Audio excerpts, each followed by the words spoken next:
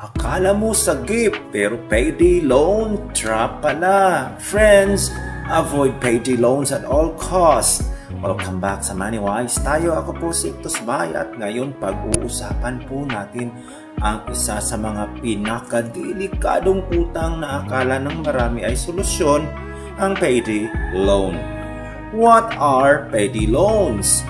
Payday loans po ay yung mga mabilisang utang na nababayaran sa susunod mong sweldo. Madalas sa lending apps o tindahan, wala pong collateral, mabilis ang approval, pero kapalit, sobrang taas na interest. Example umutang ka ng 3,000 pesos, pero babayaran mo ito ng 3,900 after 14 days. That's 30% interest in 2 weeks or halos 780% a year kung i-compute mo.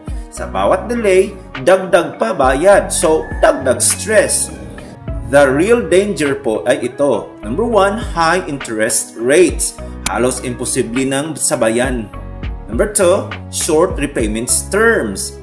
Kaya ka paulit-ulit umuutang. Number 3, false sense of relief. Akala mo nakaligtas pero lalo ka palang ilulubog.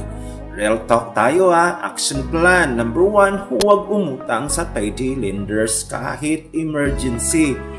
Humanap ka muna ng anong pwede mong i-cut sa budget.